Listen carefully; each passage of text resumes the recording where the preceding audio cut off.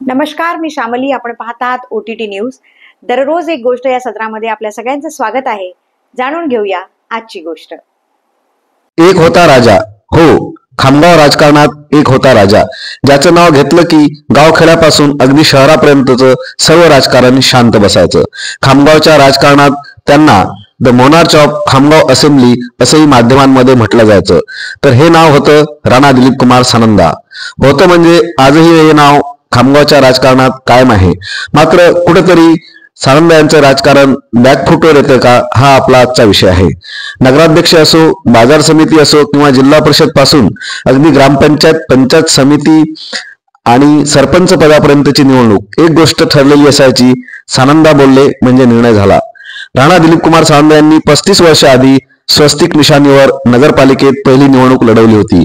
त्यानंतर त्यांच्या सानंदा परिवाराचा एक दबदबा हा खामगावच्या राजकारणात होता. जहां लोक सोचना बंद कर देते हैं वहां राणा सोचना शुरू करता है, असे सिनेमॅटिक शब्दात सानंदा यांच्याबद्दल बोलले जात होते. सानंदा म्हणजेच राणा दिलीप कुमार सानंदा हे सलग 15 वर्ष आमदार राहिले. स्थानिक पातळीवर राजकारणात सानंदा यांचा मोठा प्रभाव होता. इतिहास, परंपरा आणि प्रभाव, खामगावच्या प्रत्येक सत्ता कथेत एक नाव वरती असायचं, ते म्हणजे राणा दिलीप कुमार सानंदा. पण यंदा कथा संपूर्ण उलटी फिरली. पहिल्यांदा सानंदा परिवारातून नगराध्यक्ष किंवा नगरपालिका निवडणुकीत नगरसेवक पदासाठी कोणताच उमेदवार उभा नाही. निवडणूक समीकरण बदलली, स्थानिक राजकारणाचं चित्र बदललं आणि शहरातला सानंदा यांचा किल्ला यावेळेस रिकामा राहिला.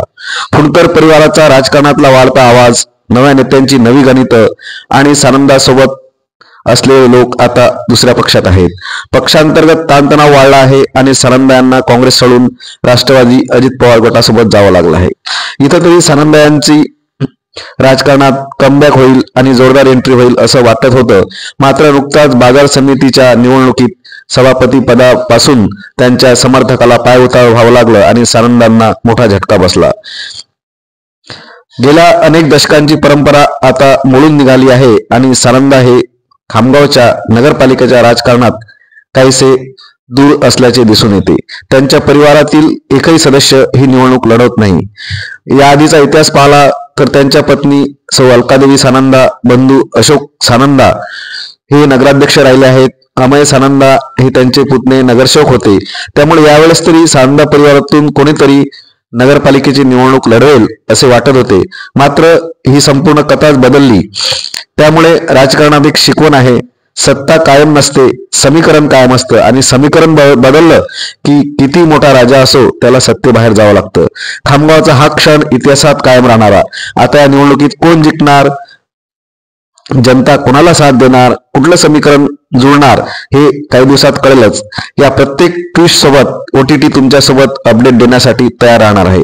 म्हणून आजच OTT चॅनलला सबस्क्राईब करा, कारण आम्ही मांडतो निर्भीडपणे सत्य, सांगतो खऱ्या बातम्या आणि बनतो आपला खरा आवाज. न्यूज रायटिंगसाठी OTT संपादक श्रीधर ढगे पाटील, खामगाव. धन्यवाद. पुनश्च एकदा विनंती: आपण जर युट्यूबवर आमचे चॅनल पाहत असाल तर सबस्क्राईब करून बेल आयकॉन प्रेस करा. फेसबुकला जर पाहत असाल तर आमचं पेज फॉलो करा आणि इंस्टाग्रामला जर पाहत असाल तर आमचं चॅनल फॉलो करा. आपल्याला सांगण्यास आनंद वाटतो की आठवडाभरातच OTTने 1 लाख प्रेक्षकांचा टप्पा गाठलेला आहे. आपले प्रेम असेच कायम राहू द्या आणि पाहत रहा OTT न्यूज मराठी. धन्यवाद.